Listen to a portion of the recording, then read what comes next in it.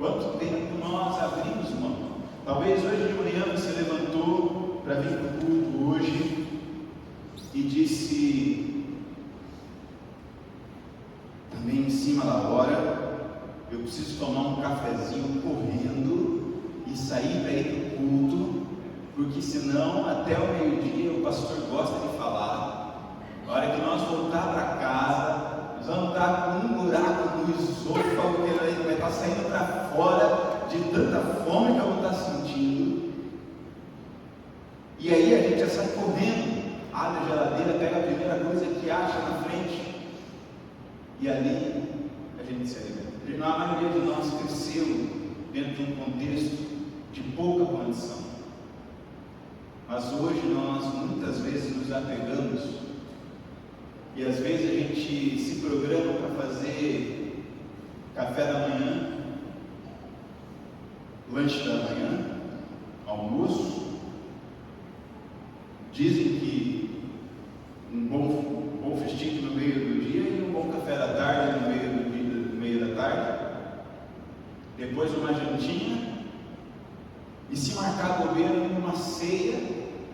E para os bons atacantes de plantão, no meio da madrugada, o lanchinho da madrugada, que é o momento em que tudo que sobrou na geladeira some, porque alguém vai lá, abre e faz um mexidão escondido no meio da madrugada e volta a dormir ainda.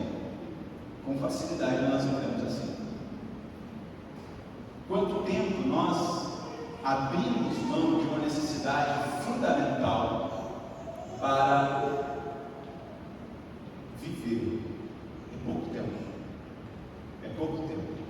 Às vezes a gente terminou de comer e lá em casa a minha esposa ela tem um negócio, eu acho que na casa de todo mundo tem esse negócio, que às vezes ele acabou de comer e aí ela olha para mim e diz, eu ainda estou com fome. Ah, mas então vamos comer um macarrão que tem ali não é fome de macarrão. É fome de um negócio que eu não sei explicar, uma coisa gostosa, a gente não sabe nem mais do que a gente tem. Aliás, a gente tem fome de alguma coisa. Uma fome, acho que tem que ser um docinho. Não, mas tem sagu na geladeira. Não, sagu não é. Sabe aquele pudim que a minha mãe fazia? E a nossa fome vai lá para esse lugar. Por isso eu faço essa pergunta para vocês.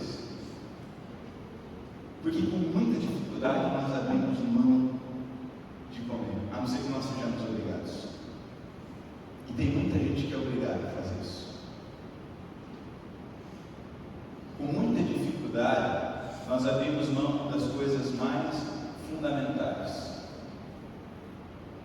Quanto tempo você deixou, esse é um pouco mais fácil, você deixou a roupa suja na tua casa?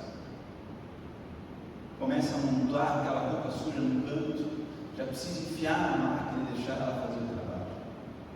Quanto tempo você deixou de fazer algo fundamental como arrumar a tua casa, lavar a tua louça? Quando eu estava na faculdade de teologia, eu tentei não lavar a louça. E eu descobri que ela não se lava sozinha, então eu tinha toda a louça no mão. E eu precisava lavar, porque senão eu não ia ter onde enfiar o miojo que eu ia jantar. Nós precisamos fazer algumas necessidades básicas. Agora deixa eu te fazer uma pergunta. Quanto tempo você consegue ficar sem orar? Quanto tempo você consegue ficar sem ler a Bíblia? Quanto tempo você consegue ficar sem buscar o Senhor? Nós nascemos e o principal motivo pelo qual nós nascemos para adorar a Deus. Isso é uma necessidade fundamental da nossa existência.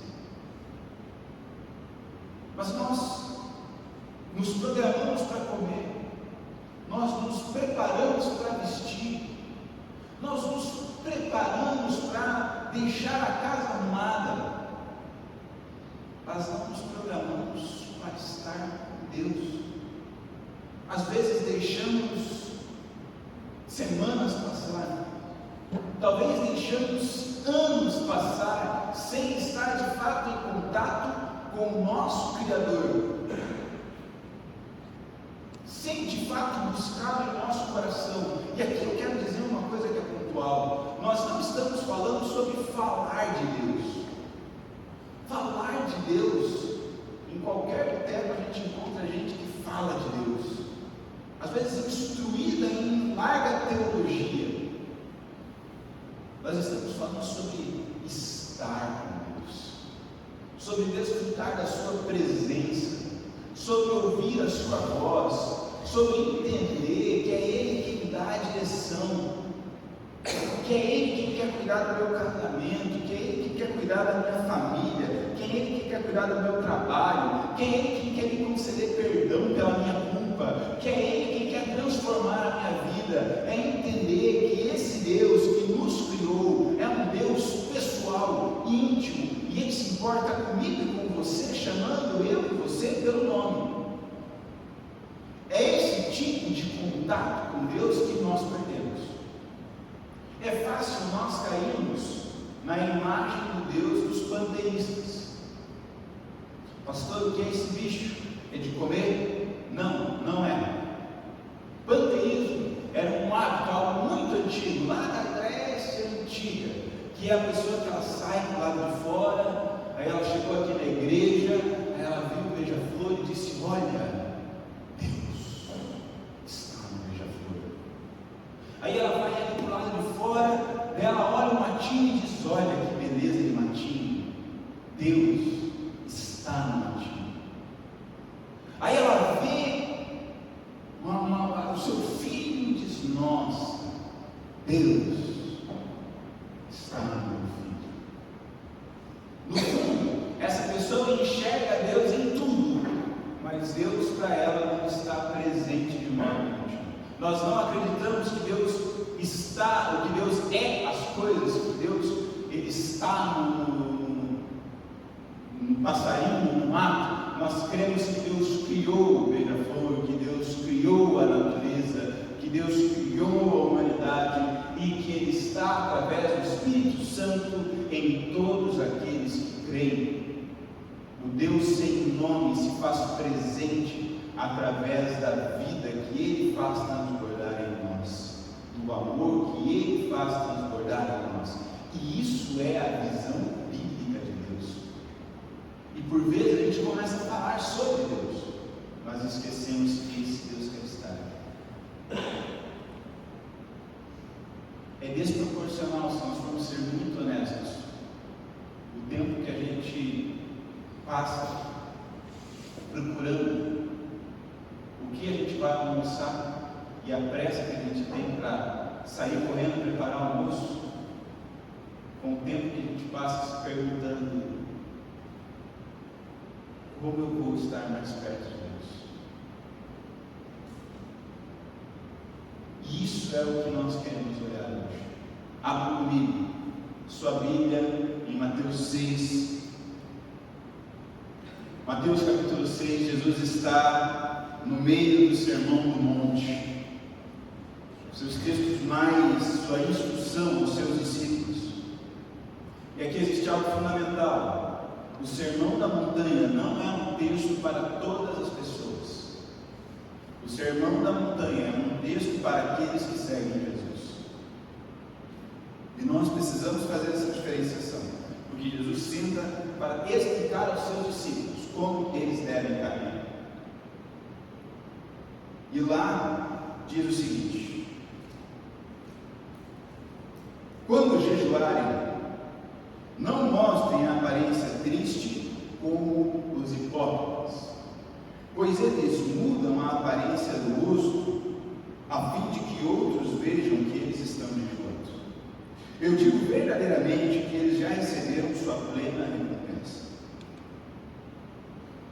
Ao jejuar, arrume o cabelo, lave o rosto, para que não pareça aos outros que você está jejuando, mas apenas a seu Pai que vê em secreto, e seu Pai que vê em secreto o recompensará. Esse texto parte de um princípio. Volta para mim em 2 momentos, por favor. Quando jejuar? Esse texto não está dizendo, vocês cristãos, vocês discípulos de Jesus, se vocês jejuarem, façam desse modo. Ele está dizendo quando jejuar. Esse é um tema que muitas vezes nós não abordamos e nós não entendemos o que ele significa. Jejum é um exercício espiritual e muitas vezes mal interpretado. Normalmente no período da quaresma o pessoal lembra de fazer um jejum. Aí a gente diz assim: eu não vou comer doce durante 40 dias. Eu preciso dizer, é um ato muito bonito, mas isso não é jejum bíblico. Não existe jejum parcial na Bíblia. Isso é uma forma que nós achamos de adaptar a longo prazo o conceito de jejum. Mas quando a Bíblia fala sobre jejum, ela está falando sobre literalmente abrir mão do alimento físico durante um período específico. O motivo não é emagrecer. E é muito interessante, quando a gente fala de jejum na igreja, as pessoas dão um pulo nessa altura. Mas quando nós falamos de jejum intermitente para perder peso, aí é muito fácil de fazer. O jejum bíblico é um período. Esse período ele pode ser determinado de acordo com a sua capacidade. 6 horas, 12 horas, 24 horas, 48 horas. O jejum bíblico é um período em que nós abrimos mão do alimento físico para afirmar que nem só de pão viverá o homem, mas de toda palavra que procede da boca de Deus. É um tempo para nós buscarmos mais ao Senhor. É um ato físico e público de que nós queremos mais de Deus. É um ato e uma decisão para dizer: olha, assim como eu não posso passar um dia sem me alimentar, eu posso, mas eu não posso passar um dia sem buscar a palavra de Deus. Mas tem algumas coisas que nós precisamos falar sobre o jejum, porque elas são definitivas. O texto vai falar sobre aqueles que mudam a aparência, o rosto, para parecerem mais elevados. Jejum não é algo feito para ser exposto, publicitado, para dizer assim: olha para o mundo, olha como eu estou mal, estou jejuando durante todo o meu dia. Jejum também não é feito para mover o coração de Deus, como muitas vezes é ensinado por aí. Tem gente que funciona assim: estou orando por um emprego, esse emprego não está vindo, então eu vou fazer um jejum para que Deus me dê esse emprego. Isso também não é bíblico. O que a Bíblia nos ensina é que eu vou fazer um jejum para alinhar a minha vontade com a vontade de Deus. É o meu coração que será mudado nesse período, e não o coração de Deus. É a minha vontade que eu estou tentando buscar neste período, e não a vontade de Deus. Jejum não é feito para manipular a Deus, mas para soltar as rédeas da sua vida, para dizer: Deus, nesse dia eu não dependo de mais nada, eu não dependo de comida, eu não dependo das minhas forças, eu dependo do Senhor. É um tempo de entrega radical a Deus, de dizer a Deus que você quer viver na dependência dele e fisicamente viver nessa dependência. O jejum traz inúmeros benefícios físicos e espirituais, mas o ponto-chave é saber que é um ato de abrir mão de nós mesmos. No período antigo do Novo Testamento, ainda se somava uma prática ao ato do jejum. O povo que que vivia no Império Romano, nós precisamos ter noção que, especialmente o povo de Jerusalém, tinham aproximadamente 80% dos seus ganhos tomados pelo governo, pelo sistema de tributação e pelo sistema de corrupção do Império Romano. Então não era incomum que houvessem pessoas passando dificuldade, pessoas morrendo de fome, pessoas passando por adversidade. Então, além de buscar a Deus integralmente naquele dia, os primeiros cristãos tinham um hábito de abrir mão por 24 horas do seu alimento e dar 24 horas de alimento para uma pessoa que não tem. A alimentação naquela época tinha um preço fixo, custava um denário, era um dia de trabalho, custava um dia de alimento. Então, se entregava esse valor, ou se preparava a alimentação neste valor, para que pessoas que passassem fome não passassem fome física. Porque é a nossa preocupação também com aqueles que estão passando por um momento de dificuldade. Mas muitas vezes, nós esquecemos de viver na dependência de Deus. E nós queremos acumular para nós bens. Temos uma despensa cheia, temos uma conta bancária cheia, temos uma estrutura de vida boa, e nós não olhamos para o fato de que Deus nos chama a abrir mão de nós mesmos para amar outras pessoas. Jejum é uma escolha por abrir mão de si próprio. Eu quero te perguntar agora: você está disposto a dar um passo a mais na sua caminhada de fé? Disposto a se comprometer não só fisicamente em estar na igreja, mas a permitir que Deus governe sobre a sua vida em cada pequeno aspecto? Se você está disposto a isso, eu tenho um desafio para você. E o desafio é que você tire um dia da sua semana. Eu não preciso saber qual. Ninguém precisa saber qual. Mas que nesse dia você se permita jejuar. Quero fazer aqui um parênteses, que deveria estar lá atrás, eu quero pontuar aqui. Se alguém descobre que tem diabetes, no outro dia corta o açúcar. Se alguém descobre que tem colesterol, no outro dia corta a gordura.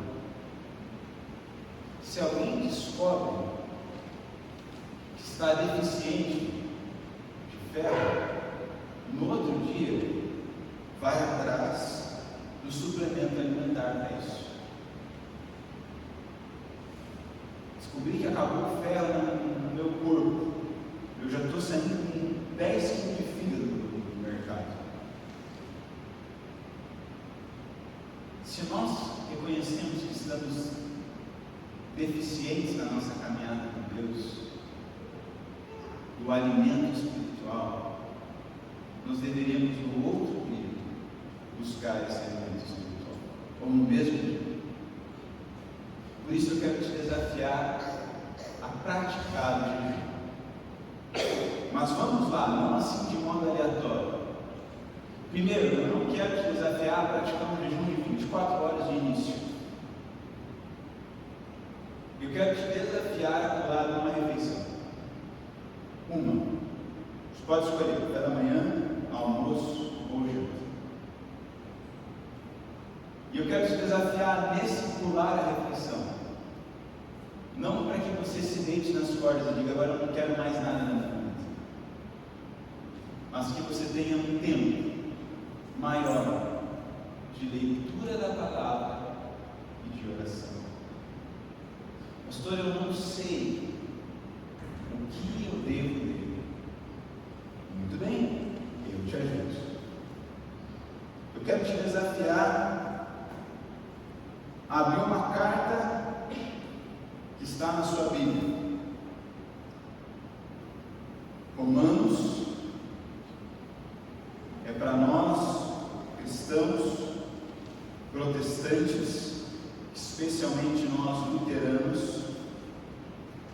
base de fé. Se vocês olharem no meu livro de Romanos, ele é todo pintado. Porque nós precisamos voltar de novo, e de novo, e de novo a esse texto. Eu quero te desafiar não a ler todo o livro de Romanos, vamos com calma. Leia. Mas não é para ler assim. Paulo, servo de Jesus Cristo, chamado para ser apóstolo. Leia como quem está buscando alguma coisa. Leia procurando o que Deus tem para te dizer. E permita que Ele fale ao seu coração. Romanos 1 a 8. 8 versos. Um tempo de leitura da Bíblia, de meditação nela. E quando chegar lá no final, no capítulo 8, ou no meio, no final de cada capítulo, melhor ainda, no final de cada capítulo, tira um tempo para orar a Deus sobre aquilo que Ele falou para você. Você vai abrir mão de uma refeição para permitir que Deus fale contigo nesse período. Isso é um desafio. A intenção é sentir mais a voz de Deus. Nós vamos nos surpreender com aquilo que Deus faz quando nós abrimos mão de nós mesmos. Soltar as regras da nossa vida é a melhor decisão que nós podemos fazer.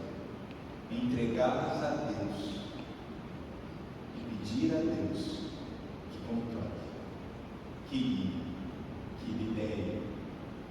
Neste momento não é você que lidera, não é seu trabalho, não é sua fome, não é nenhuma necessidade física ou emocional. É seu próprio Deus. Amém? Quero ter uma palavra para essa noite. Senhor Jesus, obrigado por cada irmão e irmã que está. Pai, nós reconhecemos que com muita facilidade nós esquecemos de caminhar contigo, de ter tempo contigo. Conhecemos, Deus, que vivemos num mundo onde todas as pessoas querem estar a eternidade com o Senhor, as que dificilmente conseguem passar uma hora na tua presença por semana. Nós pedimos, Senhor, que o nosso coração possa ser transformado através do jejum, que nós possamos desfrutar, ó Pai, de crescimento espiritual, ter o nosso coração amoldado ao Senhor, transformado pelo Senhor e guiado pelo Senhor, para que assim o poder do Teu Espírito Santo em nós faça-nos viver algo novo, melhor. Senhor, que diante das adversidades da vida nós possamos nos apegar ao Teu Espírito e deixá-lo nos guiar. Assim, a Deus, nós queremos entregar nossas vidas em Tuas mãos e pedimos, nos conduz no poder do Espírito Santo. Amém.